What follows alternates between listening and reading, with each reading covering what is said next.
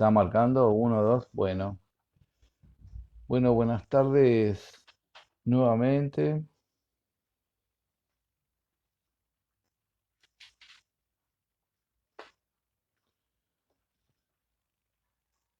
Como todos los jueves desde que empezó esta ochentena, este, donde los sanos quedamos encerrados, este, espero que ya han hecho, ya hayan hecho toda la tarea, que hayan tomado la leche, que hayan contado, que tengan mucho miedo.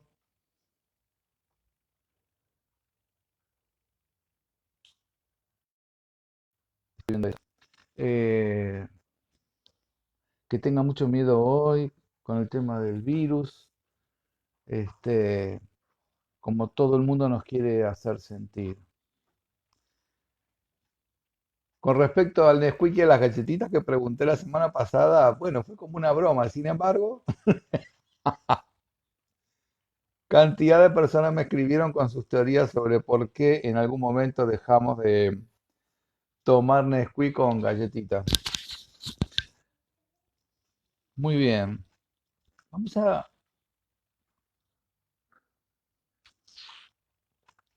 Y después otros me hablaron sobre el tema de Belgrano. Ya cuando termine, vamos a hacer un comentario sobre una historia secundaria de Belgrano, pero eso va a ser al final. Muy bien.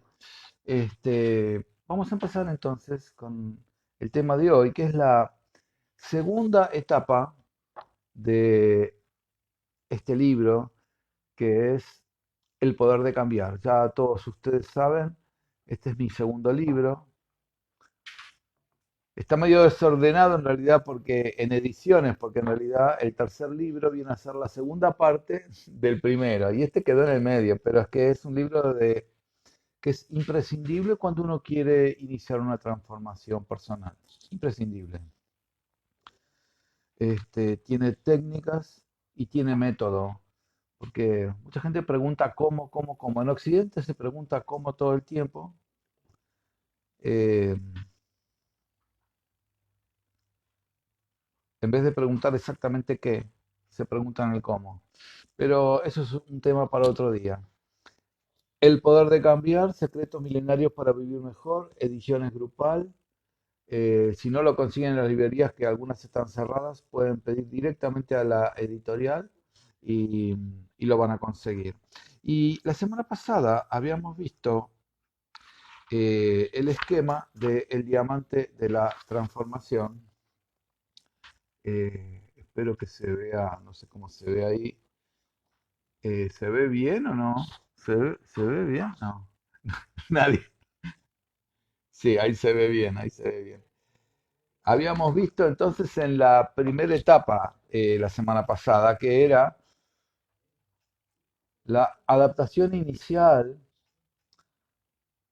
a una variación del medio. Habíamos dicho entonces que uno vive en un medio determinado, físico, emocional, mental y espiritual. Y que de golpe ese medio puede variar. Cuando ese medio varía, hay que adaptarse. Y esa adaptación puede ser total, en cuyo caso, si es total, continúa la salud perfecta. Puse el ejemplo, si es una variación de temperatura, me pongo un suéter y sigo bien. Este, o si es una cosa emocional, me enojo, bueno, lo hablo con alguien y se me pasa y está todo bien. O aprendo algo que es una variación del medio mental y está todo bien. O sea que me voy adaptando a las variaciones del medio. Ahora, puede pasar que por H o por B no me adapte totalmente. Esto es lo que se llama una adaptación parcial. Cuando no me adapto totalmente, normalmente lo que hacemos es usar una especie de bastón, de soporte, que nos permita pasar esa etapa. El problema es que esto que debería ser temporario, muchas veces se transforma en permanente. Y cuando se transforma en permanente empezamos con problemas, ¿no? No hay nada más permanente que lo transitorio. Es una vieja frase, pero no hay nada más permanente que lo transitorio. Normalmente dice, bueno, pongo este clavito en la pared, pongo esto para arreglar, pongo esta cinta para arreglar este caño que gotea, y normalmente esa cinta queda 20 años en vez de llamar al plomero. Bueno, muy bien. Cuando nos adaptamos parcialmente, es cuando tenemos un problema que requiere su solución, porque si no lo solucionamos de fondo, ese bastón lo vamos a mantener a lo largo de la vida. Y entonces vimos en la etapa uno que toda adaptación que deteriore la calidad humana, desde afuera se ve claramente que está mal. La persona está peor, su calidad física o emocional o mental o espiritual está peor que antes de usar ese bastón. Por ejemplo, si alguien empieza a tomar alcohol, yo conté el ejemplo de un paciente mío que era un adolescente, un joven, tímido, que se clavaba 2 litros de cerveza antes de salir los sábados a la noche. Uno lo ve desde afuera y su esencia, su estado, claramente estaba, su calidad estaba deteriorada. No es lo mismo ir intoxicado con alcohol que ir sin estar intoxicado con alcohol. Entonces, cuando uno lo ve desde afuera, la calidad de esa persona, la calidad en el plano físico o emocional o mental o espiritual, se deteriora, baja un cachito. Y eso para nosotros es lo que yo defino como está mal.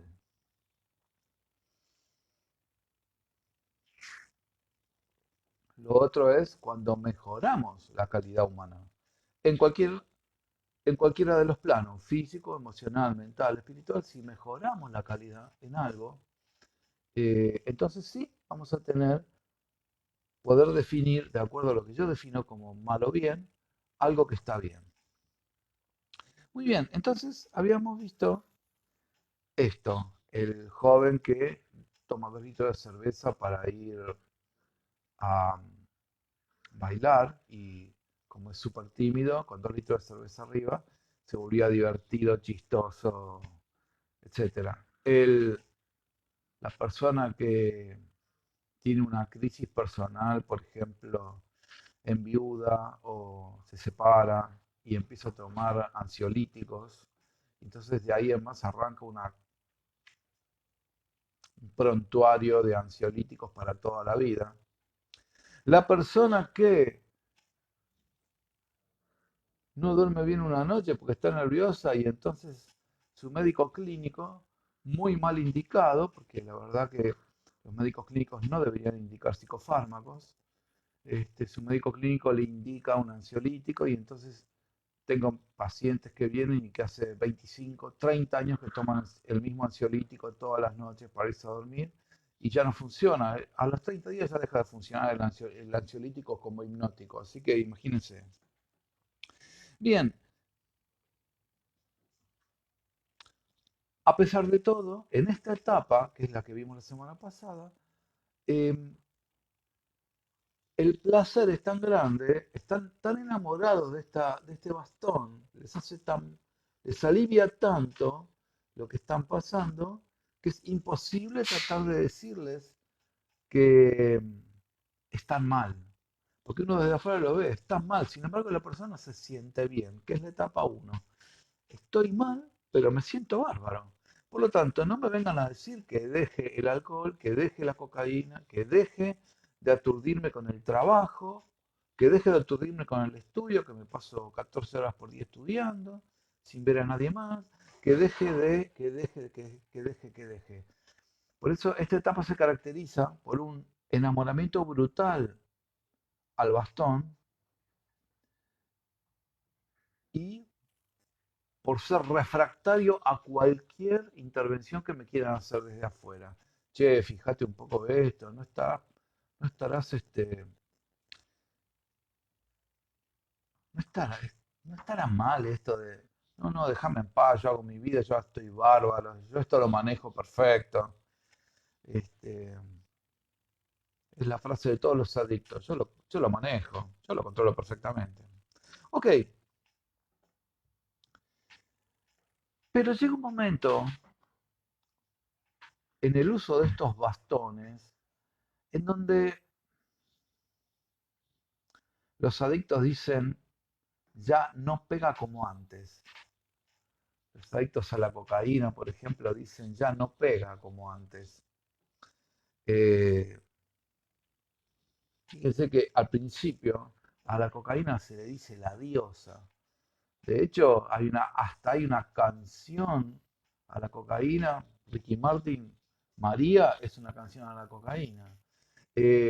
Los Beatles hicieron una canción al LSD, que por supuesto como no podían nombrar LSD, pusieron Lucy en un cielo de diamantes. Están hablando por la sigla Lucy Sky Diamonds, que es LSD.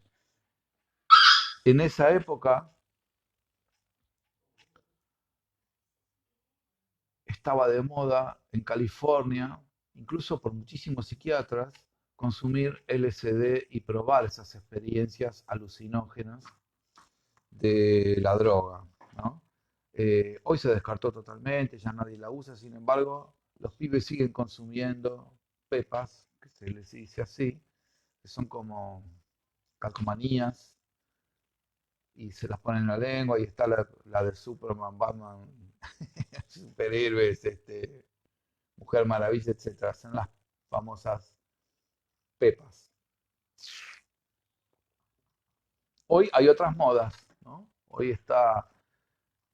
Ahora está de moda la ayahuasca, que es un, que es un té de un hongo alucinógeno también.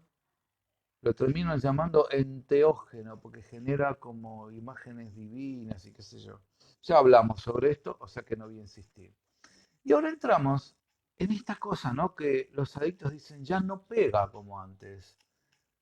Ya lo que antes era casi todo placer y nada de dolor, ahora empieza a doler un poco. Ya no me gusta, ya no siento tanto el placer que tenía cuando empezó esto, ¿no? Los que tomaban ansiolíticos para dormir te dicen, bueno, pero de última me cuesta o me despierto somnoliento, me despierto como drogado, lo cual es cierto. Muy pocos usan hipnóticos. El hipnótico es una droga que tiene un metabolismo de una hora y media o dos. Entonces te induce al sueño y después uno sigue con el sueño normal, ¿no? Lo que normalmente la gente toma para dormir, muy mal tomado, son drogas que tienen 10, 12, 14 horas de vida media, resultado, duermen 8 horas y todavía les quedan 6 horas con la droga circulando en sangre y están falopeados y así manejan y así van a trabajar, etcétera. Entonces, esta es la etapa donde empieza el desencanto, eh, donde ya, si tenemos dolor o placer como platillos de balanza, al principio el placer pegaba totalmente, el dolor casi nada, pero llega un momento donde empieza lentamente a acercarse uno con el otro y el dolor empieza a surgir. Ya hay si bien hay una cierta incomodidad con el bastón, sin embargo lo sigo usando, porque en el hombre es raro que encontremos una causa única. En general tenemos que buscar la teoría de la complejidad en el hombre, ¿no? Los médicos estamos acostumbrados a pensar de manera compleja. No es una persona que viene con un dolor en el pecho. Para. ¿Qué edad tiene? ¿Tiene comorbilidades? ¿Tiene otras patologías? ¿Cómo está en sangre? ¿Qué le pasó? ¿De dónde viene? ¿Dónde vive? Todas estas cosas hacen que un diagnóstico sea una cosa muy compleja para realizar. No es una cosa tan simple. Por eso la teoría de la complejidad en medicina se usa muchísimo. donde se combinan todos los factores, hay que recabar todo y entonces uno llega a un diagnóstico adecuado. Muy bien. em,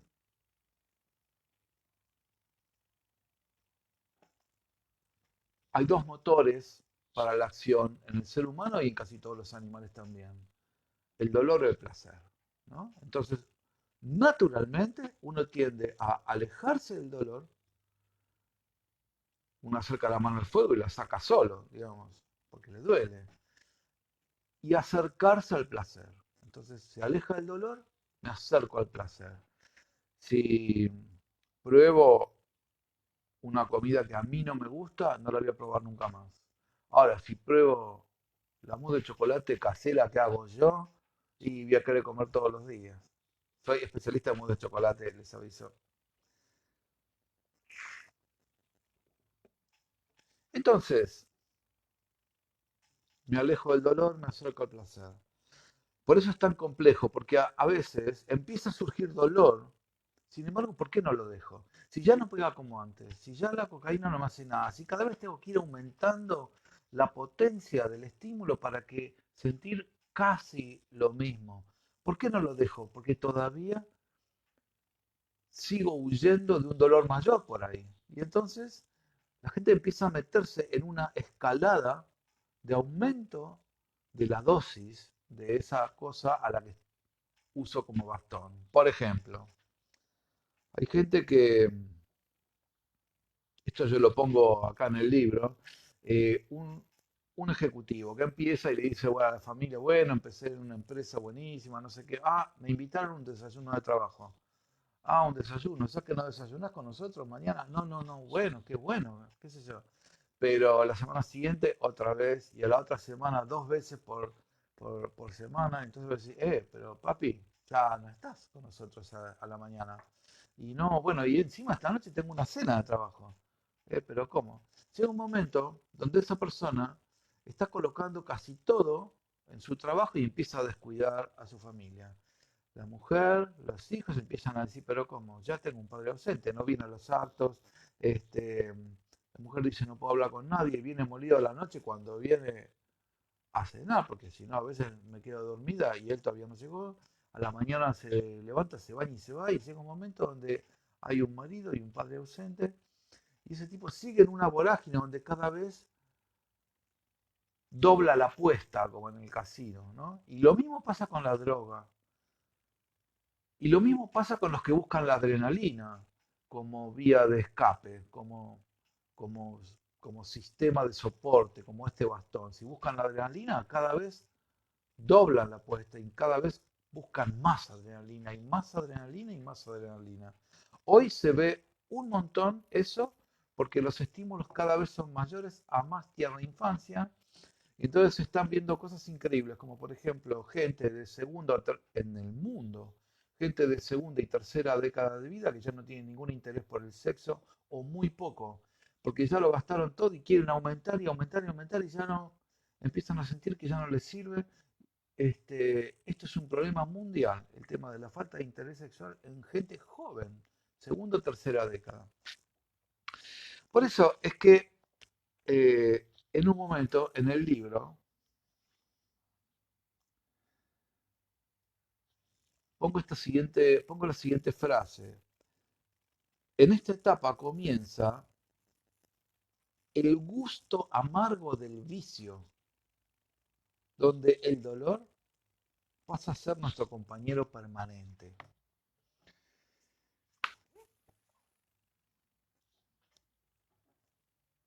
El gusto amargo del vicio. El vicio, ya no estoy enamorado. Sigo yendo, soy adicto a este vicio. Cualquiera fuere, puede ser un deporte, puede ser el estudio, puede ser un trabajo y ser adicto al trabajo, puede ser amigos tóxicos, la búsqueda de adrenalina, el deporte de alto riesgo, este, el gusto amargo del vicio, donde el dolor pasa a ser compañero permanente. Hay una etapa grande aquí donde la gente no ve su futuro si no es con dolor. O sea, Este es el infierno del que hablan los adictos, ¿no? Yo me acuerdo cuando trabajábamos con adictos, la palabra infierno se mencionaba de manera permanente. Em, Sin embargo, hay que llegar verdaderamente al fondo para que pidan ayuda, porque si no siguen en este infierno. Por lo tanto, a esta etapa 2, donde al principio era todo placer y nada de dolor, de golpe empieza a equipararse, el placer cada vez es menor y el dolor cada vez es mayor, entonces los platillos se equiparan y de golpe empieza a haber más dolor que placer. Sin embargo, la gente continúa, trata de buscar más y sigue habiendo dolor. Y el gusto amargo del vicio, con el dolor como acompañante permanente, como puse en el libro, se transforma en lo cotidiano. Y es donde viene el infierno. Sin embargo, por mucho tiempo eh, mantenemos eso. Hay un reality que se llama, americano, que se llama Kilos Mortales, donde hay gente que tiene 250 kilos, 300 kilos de peso, pero sigue comiendo. Y, y hay gente que ya pierde todo. Hoy se ve en Argentina con los fumadores de Paco, con los adictos, y están en cualquiera. A veces pierden familia, amigos, eh, trabajo, no pueden sostener nada, terminan en la calle, pero siguen consumiendo. El gusto amargo del vicio y el dolor como compañero permanente. Esta es la etapa 2. Estoy mal. Antes estaba mal, pero me sentía bárbaro. Ahora estoy mal y ya me siento mal. Pero recién cuando llegue el máximo de dolor es cuando yo recién ahí voy a pedir ayuda. Mientras la persona no pida ayuda es inútil, porque es increíble cómo siguen siendo refractarios a la ayuda externa. A pesar de todo esto, cuando les ofrecen la ayuda, la abandonan. Este, la resisten y si es posible se escapan. Por eso van a haber un montón de casos de adictos que los llevan a granjas incluso y se terminan escapando una noche y vuelven a lo de siempre, al infierno de siempre. Así que bueno, esta es la segunda etapa. La semana que viene vamos a seguir con la etapa 3 de este proceso de transformación, que yo lo llamé el diamante de la transformación, este, en donde uno pide ayuda finalmente. Pero no voy a hablar de eso hasta la semana que viene. Quiero hacerles un comentario. Tuvo mucho rebote la semana pasada cuando hablé sobre Belgrano. Y uno de los rebotes que me llegó casi instantáneamente al celular fue un WhatsApp de una persona muy querida por mí. Este, Cuando son elogios, yo menciono los nombres. El primer día mencioné a Nancy Perlo, que fue la que me sugirió la idea de hablar por Facebook en vivo y transmitir una cierta serenidad, un cierto norte cuando empezaba la cuarentena en Argentina y ya pasaron 80 días, ¿no? Me dice, Rogelio, vos tenés que dar una orientación, porque hay mucha gente que no está como perdida, no sabe qué, todo lo que se ve afuera es horrible, entonces tenés que dar otra visión de la cosa. Y Nancy Perlo fue la que me llevó y la mencioné, porque cuando son elogios, lo menciono. Este, o la semana pasada que la mencioné a Marina Cerulli, que me decía, cuando vos decís Oriente, los chinos hoy no son Oriente, los chinos hoy son otra cosa, es un estado, eh, es una dictadura de izquierda que hace economía de derecha, pero de oriental, lo que vos hablás de la filosofía, de la espiritualidad de Oriente, no existe más. Es verdad. Entonces, hoy quiero mencionar a Juan Carlos de Artiahuaytía, es un poquito vasco. La boina le debe llegar hasta acá. Este, es una persona que yo conozco hace muchos años, hace más de 20 años. Fue paciente mío. Y ahora somos eh, amigos. Nos acompañamos en la vida, y nos juntamos siempre, regularmente, estamos en contacto todo el tiempo y regularmente nos juntamos a almorzar o a cenar. Hizo terapia conmigo y después uno de sus hijos, él tiene 4 hijos, uno de sus hijos también hizo terapia conmigo varios años y ahora otro de sus hijos empezó. Entonces, el Vasco me manda un WhatsApp y me dice, esto que vos decís del regalo cuando muere Belgrano, que lo único que tenía en su poder era su reloj, y se lo da a su médico, eh, y él me dice, ese médico después donó ese reloj y ese reloj estuvo en el Museo Histórico Nacional. Eh, y me hizo acordar de una anécdota sobre este reloj que después fue robado. Entonces, les quiero contar esta historia porque me parece importante que a veces hay como universos paralelos, hay como vidas paralelas. Yo muchas veces pienso eso, ¿no? Uno va caminando por la calle y de golpe se cruza con alguien que parece normal y por ahí es un traficante de niños o hace secuestros extorsivos o si por ahí uno se cruzó el día que alguien por ahí mató a la esposa, a las 2 hijas y a la suegra. Y por ahí el tipo iba caminando por la calle y se lo cruzó y ni se enteró. Estas son las vidas paralelas que a veces no nos damos cuenta que ocurren. Bueno, hay un universo paralelo que ahora voy a mencionar. Miren,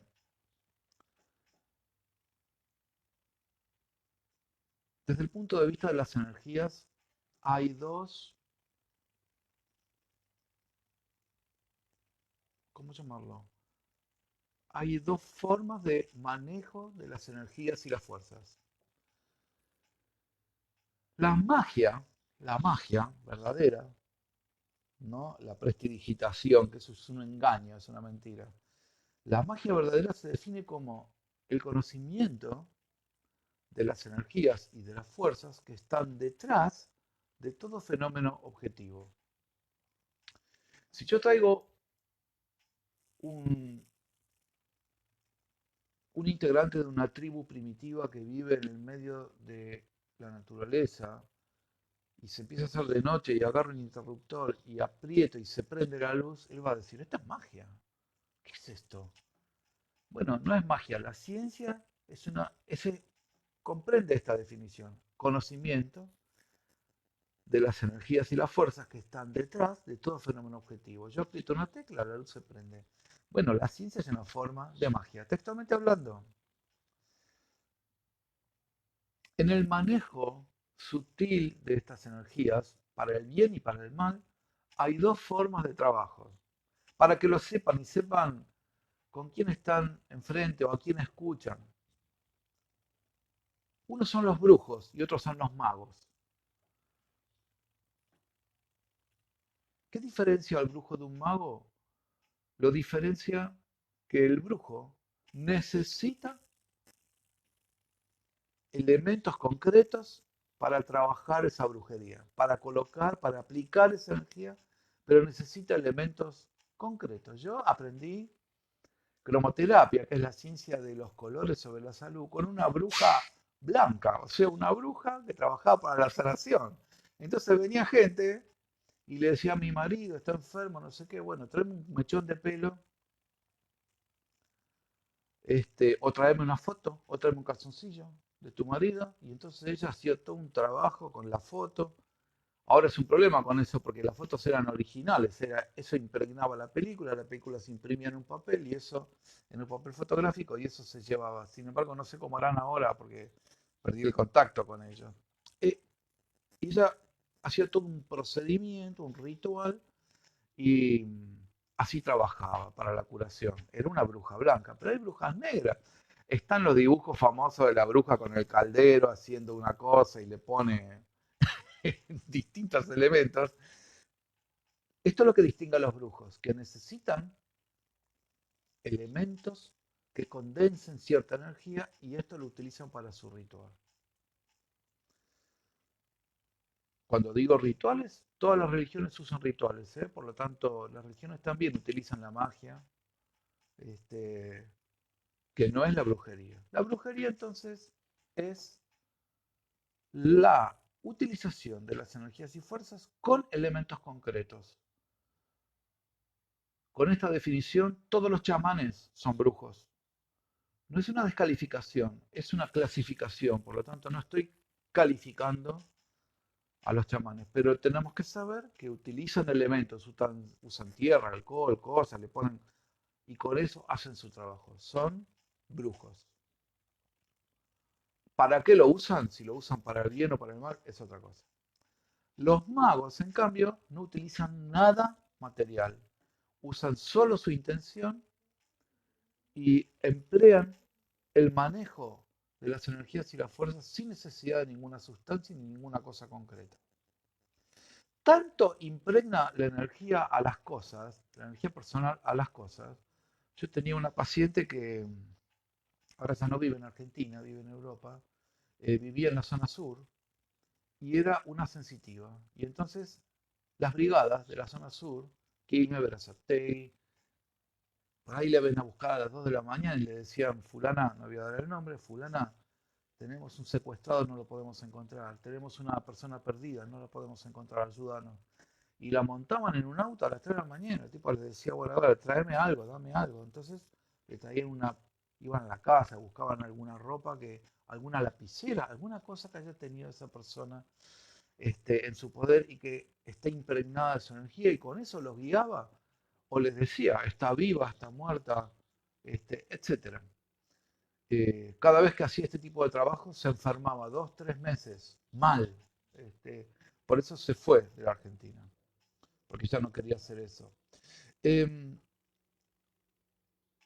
¿Y por qué les cuento lo de la brujería y las cosas, las energías que quedan impregnadas en los objetos? Porque toda la vida, aquellos que quieren utilizar la energía, para bien o para mal, buscan objetos de gente elevada y con eso trabajan. Pueden buscar en el año 38, 1938, los nazis hicieron una enorme expedición al Tíbet. Pueden googlearlo para que vean que esto es así. El que lo comandaba se llamaba Schaeffer, como las lapiceras cuando yo era chico. Eh, porque ellos ya tenían el plan de iniciar una guerra masiva, como fue al año siguiente, en el año 39, y entonces fueron con los lamas tibetanos a buscar el manejo que tenían ellos de la energía. Trataron de convencer al Dalai Lama de que les dé los secretos del manejo de la energía. Por supuesto, no lo consiguieron. Sin embargo, utilizaron ciertas cosas de alto poder energético, por ejemplo, la cruz esvástica. La cruz esvástica no es nazi. La cruz esvástica es una de las cruces más antiguas del planeta. Sin embargo, lo que hizo Hitler fue como si fuera un molín, porque vieron que la cruz esvástica parece un molinete, eso que los chicos cuando van al zoológico soplan y giran. La cruz esvástica antigua planetaria gira hacia la derecha, no sé cómo se ve. este, gira en el mismo sentido de las agujas del reloj. En cambio, la cruz esvástica de Hitler se le cambió el sentido de giro, se invirtió el sentido de giro. Tenía el mismo poder de la cruz esvástica, pero dirigida hacia la oscuridad. Pasa lo mismo con otros símbolos. Los que hacen culto al demonio utilizan una cruz y la dan vuelta.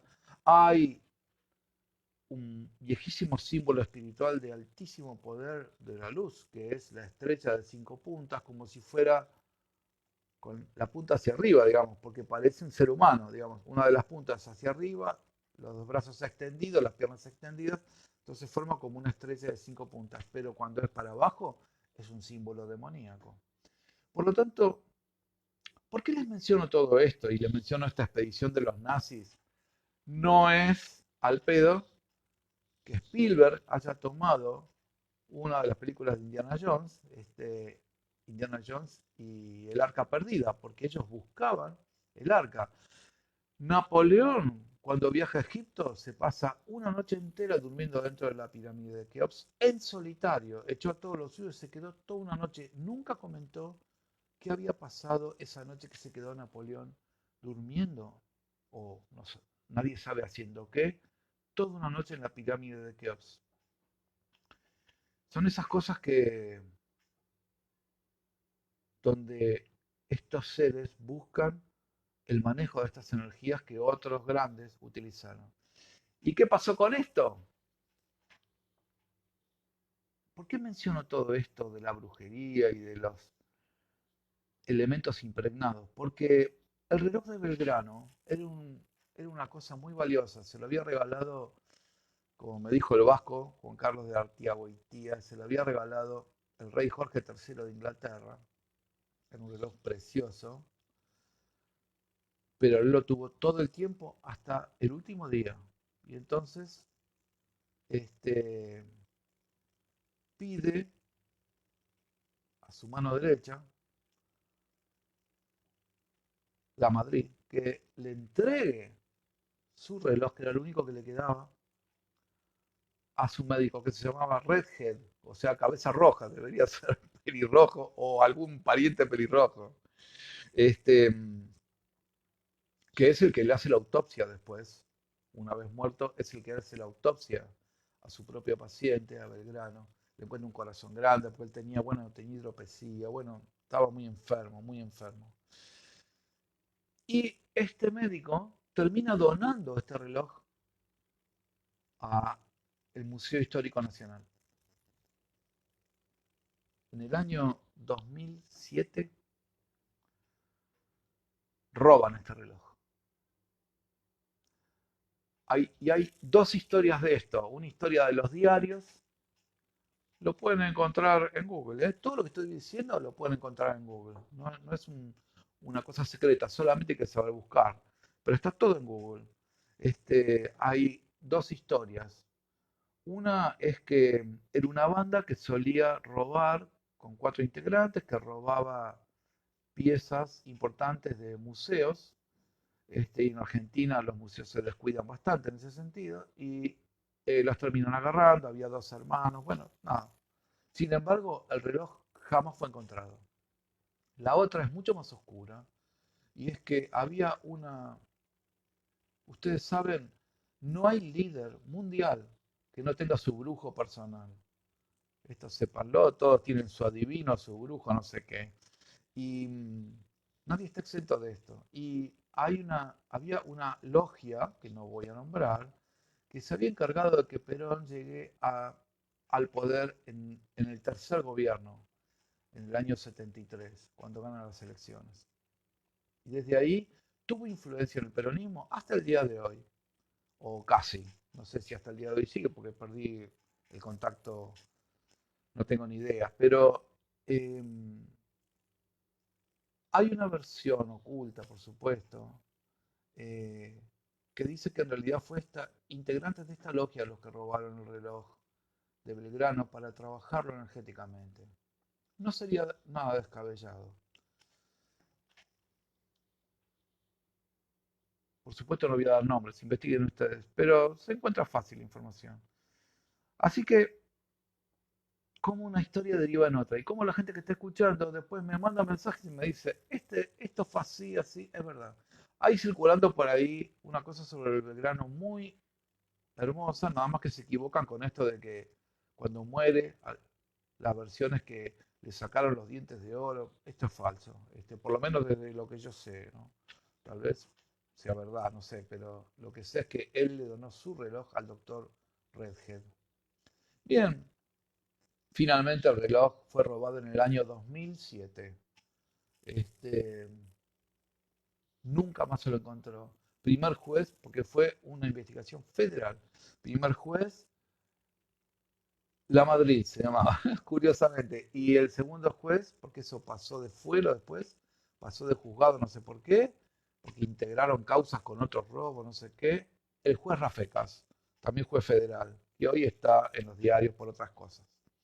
Bien, el resultado es que nunca más se encontró ese reloj del gran prócer que murió diciendo, ay, patria mía. Bueno, por hoy vamos a cerrar este, el manejo de las energías y las fuerzas. Los grandes maestros espirituales han sido todos grandes magos, podían hasta resucitar muertos. Y esto solo se consigue cuando uno es un mago avanzado y maneja las energías y las fuerzas, ¿no? Por eso convertir el agua en vino eh, no era descabellado. Que además no fue el único, el Cristo, ¿eh? Basta buscar un poquito en el Antiguo Testamento y el profeta Elías eh, también multiplicaba el aceite de excelente calidad, resucitó un bebé. Esto está todo en Reyes 1 y Reyes 2, porque después su discípulo, Elías, es un profeta que además, como la Virgen María, no muere. La Virgen María no tiene tumba, a pesar de que en Israel hagan una tumba de la Virgen María, lo cual es falso. La Virgen María no muere, de golpe la elevan al cielo y al profeta Elías le pasa lo mismo. Viene una nube dorada y Elías es elevado al cielo en vida. Eliseo, su discípulo, su mano derecha, le dice, déjame el manto, porque Elías, igual que Moisés, con su manto golpeando en las orillas del río Jordán, había abierto el río Jordán. Y entonces, mientras estaba elevándose en este carro de fuego, como dice la Biblia, Eliseo le grita, por favor, tirame el manto. Y entonces Elías le tira el manto, que es el manto con el que siguió. Después probaba y probaba Eliseo hasta que al final también consiguió abrir las aguas del Jordán. También resucitó muertos. O sea que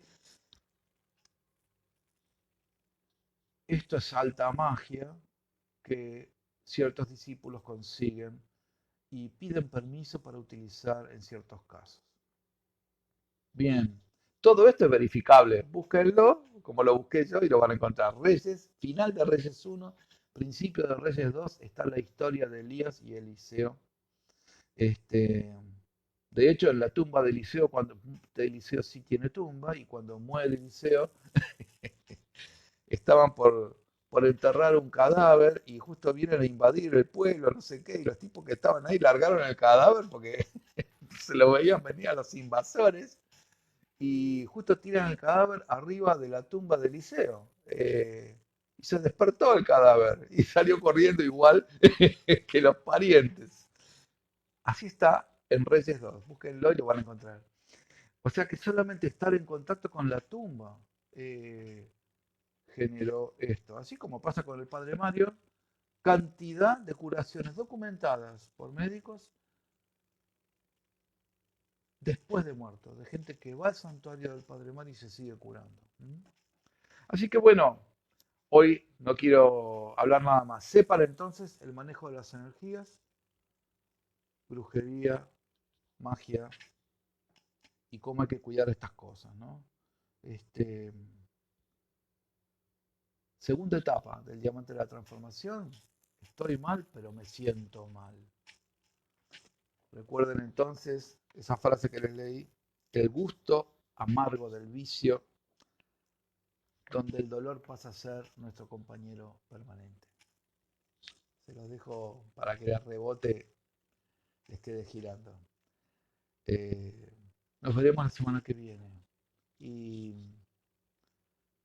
como sigo diciendo desde abril de 1989, que Dios, en cualquiera de sus formas y nombres, nos bendiga a todos. Gracias, ¿eh? Gracias.